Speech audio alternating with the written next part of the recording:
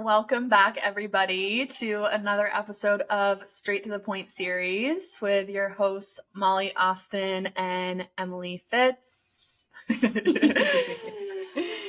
And we're recording our 14th episode today, which is super exciting. We can't even believe it. And we are going to be bringing in a fun topic, something that we've really gotten into over the course of the last 6 to 8 months, maybe.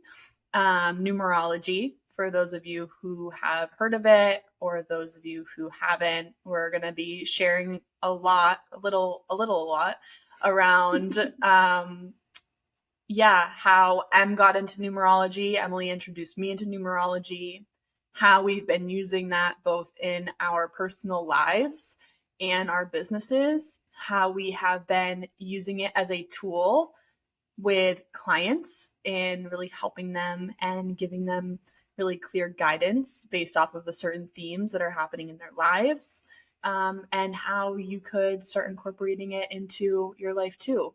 Yes, with business and noticing the certain patterns and themes that are coming up for you, but also in your personal life, your personal evolution, especially as we are collectively, and Em will talk about this too, in our collective 7-year right now, which is all around healing. Numerology is just such an amazing space to,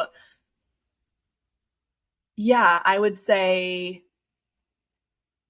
not just validation of what's going on currently in my life and Em's life and our clients' lives, but also really allowing us to be intentional with where we're putting our energy and the actions that we're taking and why we're taking them, and relating that back to the themes of what we're moving through in numerology. So I'll kind of hand it over to Em to explain a little bit about numerology, what it is.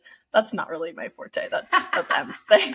And then I'll chime in. I love numerology. Numerology is, as you so eloquently put it, the underdog in a lot of ways. And yet it's everything. Numerology is the energetics of number frequencies. Every number carries a specific frequency. And so, when we start to unpack the frequency of each number as it pertains to our own personal lives or our business or our launches, we can look at everything from your life path to your personality to your soul's destiny, which is essentially how you came here to achieve your life path, to your deepest heart's desire, all the way to what personal year you're in, what collective year you're in. As Molly said, a collective year 7, the frequency of the 7, what collective personal or what collective month we're in, what personal month we're in. It's so layered. It's so intricate. And we want to give you a really juicy insight into how you can start to use numerology in your own life. Numerology, the origin of numerology dates all the way back to ancient civilizations of Egypt and Mesopotamia. So numerology was around at the beginning of humanity, the beginning of our civilizations. And, numbers also really carry the essence of the divine. So it's a really beautiful tool to connect with a really pure frequency. And when we really tune into the numbers and their frequency, I've really noticed that it's kind of cracked open a whole new world of awareness and, as you said, validation for our current experience. And then we can also learn how to utilize those numbers to excel what we're doing, or in relationship or in congruence with the things that we're doing, right? We can lean, certain months, and we'll look at this in a second, but certain months will allow you to actually utilize their potency to travel, or to manifest more abundance, or to go deeper into, your own spiritual journey, or, to really plant seeds, set foundations. Like, there's so many different possibilities when you start to bring numerology into your awareness. And so what I'll do is talk first and foremost about the numbers that are available for you to work with. Numbers 1 through 9. And then there are 3 master numbers, 11, 22, and 33, which we'll talk about here in a second. So numbers 1 through 9 are essentially the foundational numbers that because essentially if you have a number 10, you always add it together to get it down to a single digit unless it's a master number, which is 11, 22, or 33. So if you have the number 10, let's say 1 plus 0 equals 1. If you have the number 12, 1 plus 2 equals 3. So it's actually the number 3. So 1 through 9 are the foundational numbers that we're always working with at any given time. And the other numbers like 34, it's 3 plus 4, right? Yeah. Unless you find yourself experiencing a master number, 11, you would never add that up to create a 2. 22, you would never add that up to create a 4. 33, you would never add that up to create a 6. However, 11, 22, and 33 always carry the higher, more attuned, higher frequency of the number 2, 4, and 6. And so, as you can see, like it's already the conversation around it is layered and it's intricate, but I think it's also one of the easiest tools to learn quickly and then start to implement into your daily life, into your business, into your launches. So, numerology helps you to understand your own personal patterns, your life path, which is where you're going, right? And then what we're also going to look at too, or what I can share with you guys today, is the difference between your life path, your expression, and your heart's desire or your soul urge number. Your expression number can also be called your soul's destiny number. And your soul's destiny number represents basically the lifelong target that you are aiming at in your specific incarnation. So numerology also looks at incarnation patterns. Like, for example, there's this concept of carrying karmic debts. Karmic debts, which maybe we'll touch on because that's totally a fun piece. Karmic debts are usually things you're paying back for past abuses in a previous manifestation or previous incarnation. So numerology also leans into the belief system that we are constantly reincarnating as these new beings, evolving, growing, right? And so when we decide to come back or reincarnate, if we, let's say, abused freedom in a previous manifestation, or we abused power, or we abused love, we are going to carry certain karmic debt numbers on our main chart as an opportunity for ourselves to pay back those past abuses. I don't know if you want to speak to anything that we've talked about already. Yeah, I would say that the soul desire, the expression, personality, those numbers have really given me a lot of validation in terms of the direction of my life and my purpose, and also around all the numbers in general, and whether that's the numbers I was just talking about, or you can be in a personal month number, personal year, is also giving insight into where we're in the healthy expression of that or the unhealthy expression of that, where we are allowing that to be versus where we might be resisting that. Because there might be some months or years where our ego's like, we have to speed up this year or this month, when actually really you feel the resistance of that. You're having a hard time in that energy, and it's not because there's something wrong, you're not doing something bad, but you might be being asked to do something entirely different. You might actually be being asked to slow down where you're trying to speed up, or so I would say that those are really really validating and give a lot of insight, and also give a really powerful insight. I know that on my expression and my soul's desire, there's a lot of 8, which is around mastering the material. And I've also had a lot of challenges in the world of the material. And so again, in that aspect of insight and awareness, and also validation of like, oh wow, this is something that my soul is here to really master. And of course, this is why I've had these challenges in these areas too. So it's also really asking us to not be in the mindset of like, oh, poor me, why is this happening to me? Versus, oh, wow, of course, if I'm here to master this, everybody has their own thing that they're here to master. Of course, we're going to come up to greater to or equal the resistance of that. Yeah. Yeah, Yeah. totally. Yeah. So let's just really quick break down your we'll look at your life path, expression, and heart's desire, and then I'll teach you guys a really quick, easy, simple trick to calculate your personal year number. So as Molly was saying, we'll dive into this first. We all move in 9-year cycles, personally and collectively. And again, it's numbers 1 through 9. It's the basis of numerology. So collectively, we're actually all experiencing a collective year 7. And 7 is all about spiritual awakenings, deep internal shifts, isolation, going within, right? It's a great time for launching creative solo projects, writing your book. It's like when you can understand the frequency of the 7, you can know where and how to lean in to utilize that energy to support the work that you're doing, right? Yeah. Now, the 7 is also great for, again, spiritual awakenings. You're seeing a huge shift probably across the world, the globe, around psychedelics, the mainstreaming of psychedelics. You're seeing a lot more people doing a lot more plant medicine journeys, right? You're seeing a lot more documentaries coming out, a lot more conversations. You're probably, he's probably have heard like 20 people talk about ayahuasca this year already, right? More than you have before.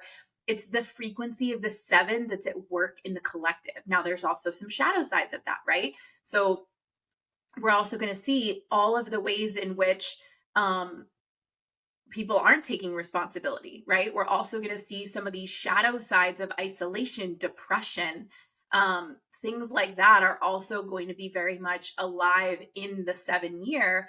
All of it's asking for us to rise. Next year as a collective, we'll be moving into an 8-year, which is all about the material and personal power. It's actually the only number in numerology that focuses on the 3D material world. So again, you're going to see a lot of people rising in power. I think you're going to see a lot of new sustainable ways that money is being circulated in the world. You're also going to see some of the shadow sides of these banks continuing to crumble. It's going to be, I believe, a shift in the financial paradigm. 2026 will be a personal collective 9-year, which is all about endings, completions of cycles. They call it the death before rebirth year. That's in 2020. What did I say? 2025. And then in 2026 will be in a 1-year, which is all about new beginnings, rebirth, planting new seeds for what you want to create. So when you know that, right? Like, let's say you know that you're in a personal year 1. What's incredible is you can be so crystal clear about the new seeds you want to start planting for your life. Usually what happens in a 1-year, the things we plant in a 1-year end up becoming the things we walk with for the entire 9-year cycle until we get to the next 9-year, which is, again, the endings and completions of pretty much that 9-year cycle or that decade of your life. And what's really cool about knowing that, again, is that we can utilize the energy of the personal year we're in, the collective year we're in, and also the personal month cycles. So not only are you living in a personal year, you also are in a personal month. So for example, I'm in my 8-year this year. So 8-year, again, is all about the material, mastering the material and personal power. I'm also existing right now in a 4 personal month.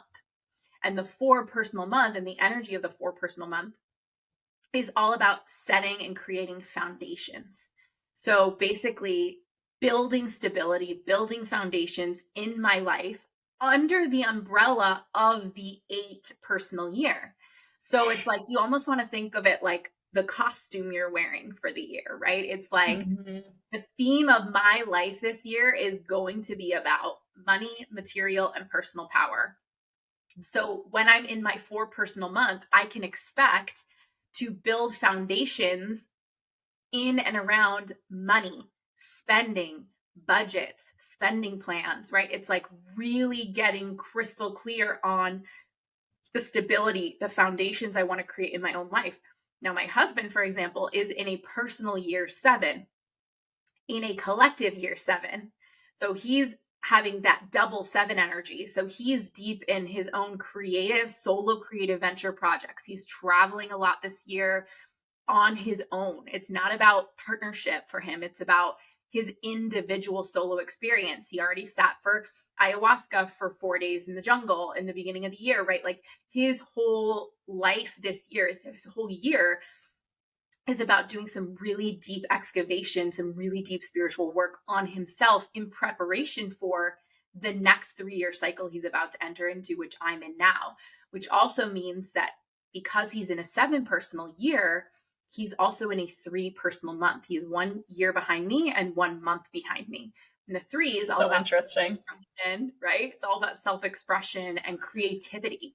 So, of course, he's in New York City right now working on a creative film project, right? It's like when you know that, you can start to plan your trips, your vacations, you can plan the projects you're working on so that you can be fully supported in the frequency of the number that you're existing inside of. Mm-hmm. Yeah, powerful. You just killed that explanation. So one of the things, and I'll give you a really tangible, you can do this right now.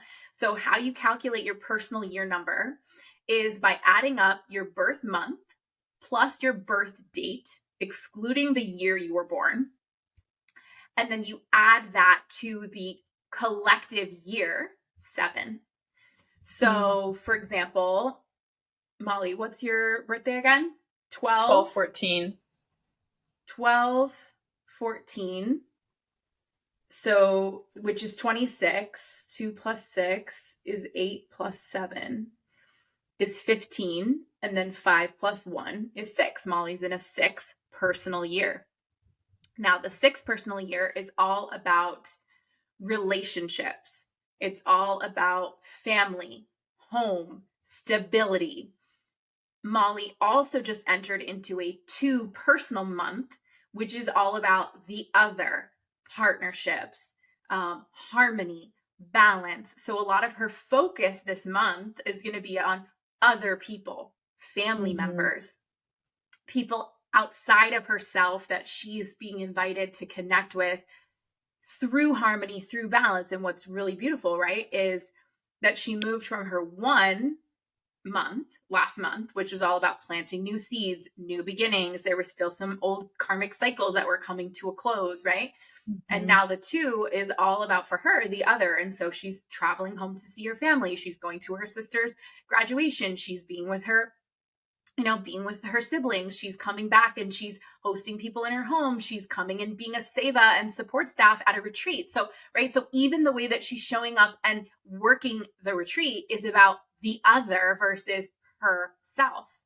So when again, it's like, what's also kind of crazy too, is sometimes we don't even have to try to align our life to the personal months or years that we're in. The frequency of the energy is just so strong that it divinely orchestrates these events and situations on our behalf. And we look at it and go, oh my God, you couldn't even plan this better. No, right? It's crazy. It's really crazy. It's so crazy. It's really, really crazy, which is also where it helps you. I can speak for myself. It's really helped me also just continue deepening my own trust for my life and for myself and the things that I'm saying yes to, the things I'm saying no to, the things I'm showing up for. And again, like Em said, I didn't plan these because like, oh, this is going to be in my 2 months, so I should do this month. It's like all the things that I'm saying yes to and also that are being divinely orchestrated for me are all falling into place the way that they're meant to. And so, for all of us who are walking this path of the unknown, is it also really helps develop a sense of knowing that we're unconditionally loved and guided. And just sort of like, it's helped me just like have this almost like this childlike wonder and like amazement for Yes. how divine it all is, which is really special too. So divine, like I said, God is in the numbers, right? There's a divine frequency in the numbers. It's not just numbers we're pulling out of thin air, right? There's actually a very spiritual essence and energy and frequency that's carried in each and every one of these numbers that we're talking about. Mm-hmm. What I'll also do is put a link to my favorite numerology chart in the show notes as well. So you can literally go in and fill in your information. Now, when you do that, it's going to ask for your name given at birth, which kind of piggybacks off of a theory that I have, which is that we all come in here stewarding very specific names and lineages. And that our name is actually predestined, right? So you may be born and have, if you hear snoring, it's my dog. You may be born. Oh my God. So classic. You may be born into this world, and let's say your parents didn't have a name for you at that time. That name that they chose for you, even if you were born without that knowing your name yet, that name was already predestined for you prior to coming into this incarnation. Part of that is your soul choosing to steward that name so that you could steward and work with the very specific numerology chart that you are born into this world carrying. So for example, in the world numerology chart, which I'll link to you guys, you'll put your name exactly as it appears on your birth certificate at birth. You'll include your birth date, and then you'll include your name as you would introduce yourself in a social setting. That piece is really more about your minor chart. So in numerology, you have your major chart and you have your minor chart. Your major chart carries like 99% of the weight. Your minor chart carries about 1% of the weight. Now, but when you change your name, right? It's like some people change their name and it can change their minor chart and the experience that they're having. And you can actually see different things unfold in their life when they choose a new identity or a new name, or maybe they change their married name. Sometimes it can change a lot. Sometimes it can change a little.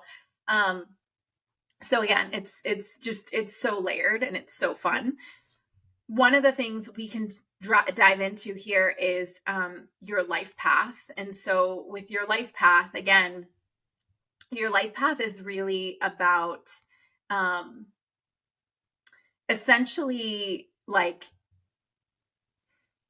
the moment of birth. So your life path cannot be calculated essentially until your moment of birth.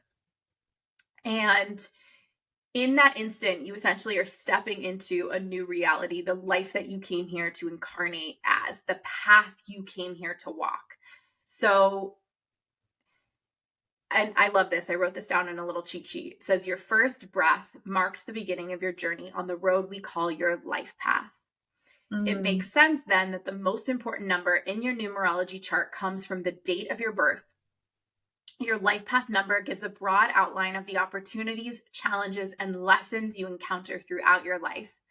It also reveals the strengths, specific talents, and characteristics you were given to help you overcome challenges and evolve into the best you can be.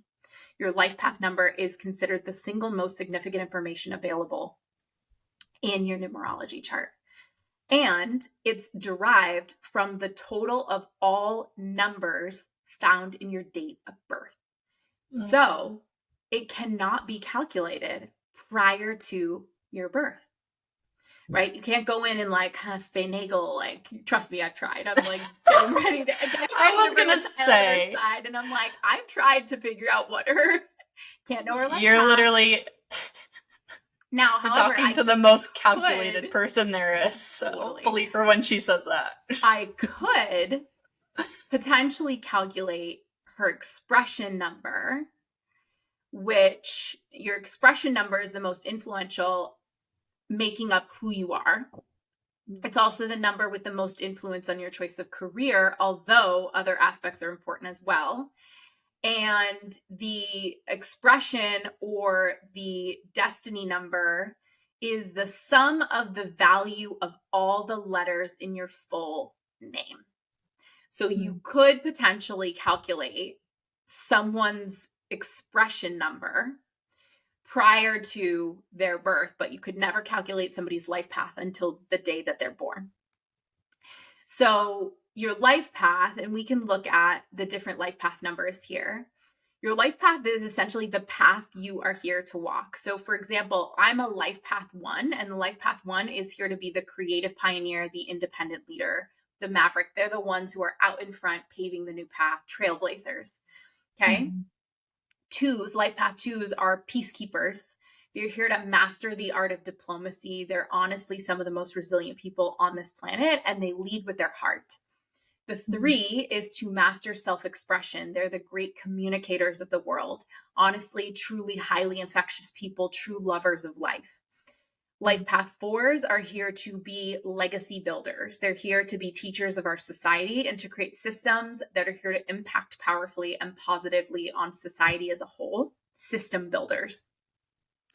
Life path 5s are here to experience inner and outer freedom. They're the free spirit. 5s, one of the things I always say is expect to ride a cosmic wave of constant change throughout your entire life. That's what you came here to experience, freedom, but to also navigate the shadow sides that can come with a life of unexpected change. Life path 6 are here to nurture and to be a visionary. They're here to learn how to balance between what they give and what they receive, family, career, right? They're here to really find the balance between those.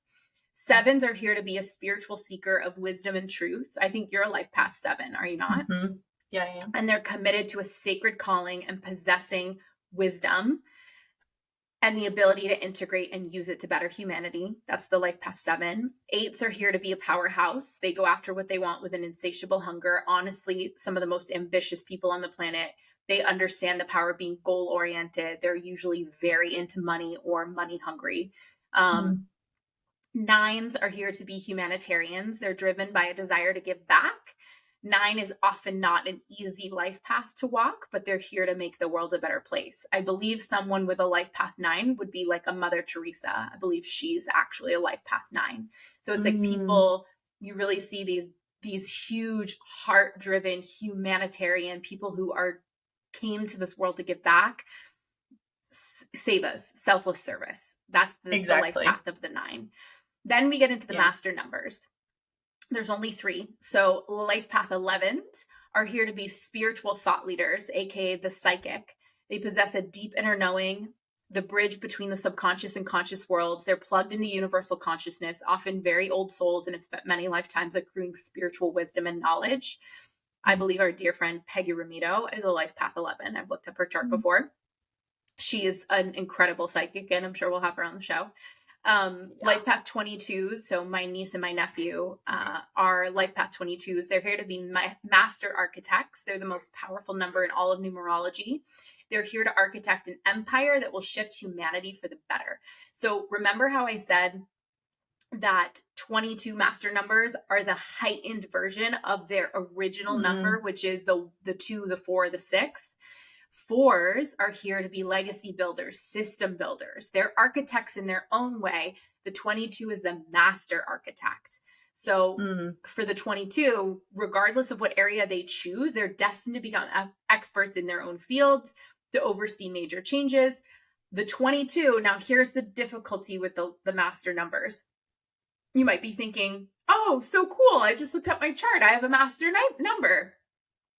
Oftentimes, master numbers, people with life path or people with soul urge or heart expression, those are your 3 core main pieces of your chart, who have a master number are here to walk a more difficult walk. The reason being is that old souls say yes to more difficult earthly incarnations because they know that they can handle it, or it's what their soul is asking them to evolve into or from. So 22 can also be a life of extremes, alternating from accomplishing great feats to deep doubt and uncertainty of oneself. So being mindful that the master numbers also carry a darker, heavier shadow side than some of the other original, like 1 through 9. The 33 is to embody unconditional love. I call it the Christ code. This represents love in its purest form. These are masterful healers and guides. they typically also have much to heal in this lifetime as a vehicle for strengthening their ability to support others. So they're going to be faced with a lot of difficult and challenging moments that ask them to face themselves so that they can fully embody that unconditional love and that Christ consciousness code that they came here to carry. Yeah, I didn't know that too about the, like, I knew that the 22s and the 11, like all of those were, you know, heightened in that aspect, but I guess I didn't fully piece together how that's can also be a bumpier ride. Yes. For divine reason. Yes. Yes. Yeah. Yes. Is Maddie a 4? What's she? Maddie's a life path 8. Her soul's destiny. So Maddie's my niece. She's a life path 8, which is the powerhouse. Her soul's destiny, or her, the other way to put that is her expression number, which is essentially, again, as I had mentioned, the soul's destiny or the expression number is how you will go about achieving your life path. It's the how. So the life path is the what, the expression or the soul's destiny is the how. So she's a life path 8, which is the powerhouse. Her soul's destiny or expression is the 22. So her how is to essentially build an empire that shifts human consciousness. Wow. So, right? So it's like, woo! When I first read that, I was like, what the fuck? And we always talk about this and argue about it. She has no karmic debt. So, and I came in here with all fucking 4, right? I've got like 3 on my main chart and 1 on my minor chart. And I'm like, bitch, I took one for the team this go round, but next time, it's all on you. You always laugh about it.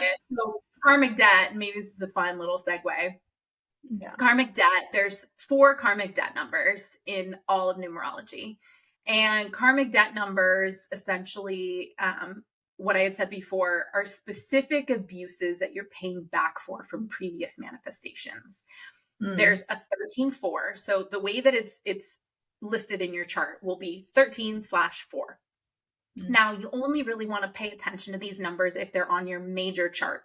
So what I mean by that is life path, expression, soul's destiny, personality, or birth date. So that's also my dog. That's your major chart. So if you have a karmic debt on one of those significant, like whatever that is, then you are essentially carrying a karmic debt that you're paying back for past abuses from a previous manifestation. So the 13-4, 1 + 3 = 4, right? So let's say that you have a 13-4 on your life path. Essentially what that means is you are here as a life path 4 carrying a karmic debt of 13-4. Does that make sense? So for example, I am a life path 1, but I am a 19/1, which means I'm carrying a karmic debt on my life path. So let's break down what that means. There are 4 karmic debt numbers: 13-4, 14-5, 19-1, 16-7. So the 13-4, and this is if you are carrying the 4, right? But the karmic debt of 13-4 abused others to get ahead in a past life or previous manifestation.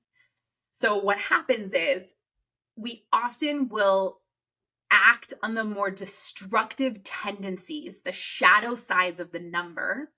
So the shadow sides of the 4, until we've learned the lessons and paid back the debt. So you can transcend the shadow sides of these numbers. And in fact, you put the karmic debt on your numerology chart so that you could transcend those shadow pieces. You came here to work those out. So like validation for your life being a pile of shit sometimes, right? So the 13-4 acts on the more destructive tendencies of the 4 until the lessons are learned, acknowledged, acted upon, or mastered. So things that people carrying the 13-4 karmic debt will kind of struggle with: blaming everyone or everything, government, family, employers, for the limitations that you experience. Being a bossy know-it-all, being a control freak, being very rigid in your thinking and often translates to physical inflexibility, being obstinate, complaining, lazy, putting off responsibilities on others, feeling done in by limitations. Mm. I carry the 13-4 on both my soul's destiny number and my heart's desire number. So God bless you. I got 13-4s, and I really had to work that out early on in my childhood. The first, I would say 30 years of my life. I feel a huge shift. I still am working out laziness. I'm still working out, sometimes putting off responsibilities, avoidant, right? There can be some victim mindset in that too. Feeling done in by limitations. Like there's some subtle layers I'm still working out around those things. I also carry it twice on my major chart. The next one is 14-5. So 14/5, 1 + 4 = 5, which is the abuse of freedom in a past life or previous manifestation. Molly carries this. What do you carry this on your soul's destiny number? I think it's on my destiny. Yeah. Because you're life path 7, soul's destiny 5, heart desire 8. Yes. Yeah. I believe. So things that 14-5s have to grapple with will be an inability to hold on to a relationship, jumping from job to job, struggles with addiction, food, drugs, alcohol, anything deterring you from taking full responsibility from yourself. So 14-5 also carries quite a bit of victim mindset. Lacking the ability to focus and follow through, lacking the ability to commit to something, severe or unhealthy sense of dependence, so being overly dependent on someone or something, severe or unhealthy sense of independence, so like the total opposite of that, overly emotional responses to change or not getting your way, inability to practice self-discipline, so struggles to really hold yourself to routine or to discipline yourself. Excessive sexual encounters can be another one. So that's the 14-5. That's the abuse of freedom from a past life. And the 5, if you guys are paying attention, there's a lot of information. Pop quiz, everybody. 5 is all about freedom, living a life of freedom, living fearlessly, unexpected change, right? So the 14-5 is the shadow sides of the 5 number. Our dear friend Shiloh also carries the 14-5, abuse of freedom, and that's a big thing. Once numerology came into her field, it's been a huge thing to support her and help her in moving through some of these really core wounds and pieces that she's been navigating in this specific incarnation. 100%. And some of these, again, we've had past life, regressions and memories of previous lifetimes and manifestations. And I've definitely seen firsthand what I'm paying back for in this lifetime, and me too. Some really dark incarnations that is asking me to pay back for these abuses. Definitely. Well, and it's cool too, because I think that for my abuse of freedom, there are definitely still threads that I'm working out. But as for like my addiction thread, it's like my addiction wasn't with drugs or alcohol, it was an addiction to food. And I also was not able to stick to commitments. I couldn't stick to really anything for a long period of time because I was always trying to escape, and I couldn't be where I was because I was so afraid of what was coming up for me. Extreme codependency, and then also simultaneously being the total lone wolf. And so it was either extreme, it was the anxious avoidant. Like I'm either like glued to your hip, or it's like, fuck you, I can do it myself.